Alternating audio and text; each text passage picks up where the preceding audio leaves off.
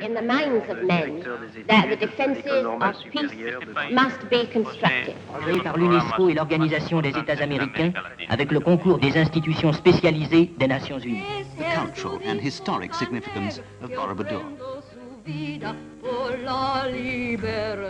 C'est un trésor caché. Ces archives-là sont très peu connues. Si vous promenez un peu, vous verrez qu'il y a des images de partout dans le monde. Certains de ces films sont très anciens, des années 50 et 60. Oui, je peux aussi vous montrer là, par exemple, Venise en péril. C'était dans les années 60, les inondations à Venise, à Florence, les efforts de l'UNESCO pour sauver le patrimoine.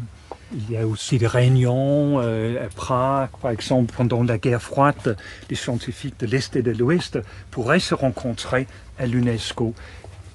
Là, par exemple, la conférence des ministres africains de l'éducation en 1962. L'UNESCO était très actif dans le processus de décolonisation.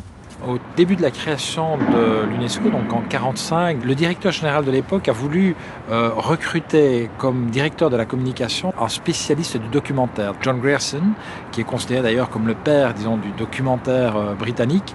Et donc ça a été, je pense, une époque assez intéressante d'utiliser le moyen de communication qu'est le documentaire pour essayer de sensibiliser les populations à ces grandes questions qui sont les questions d'entrée de l'UNESCO, l'éducation, la science, la culture, la communication, mais surtout dans un esprit de construire une paix durable.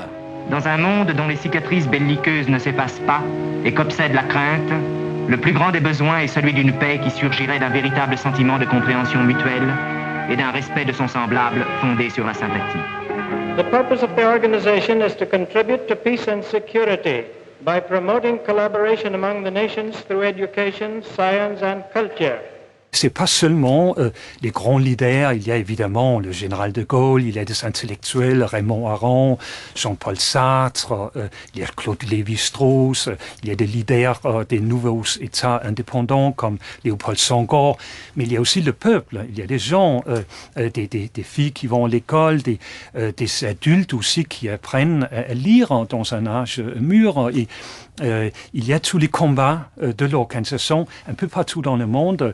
On voit la misère, on voit aussi la richesse des cultures, la diversité des cultures, et de façon souvent inédite.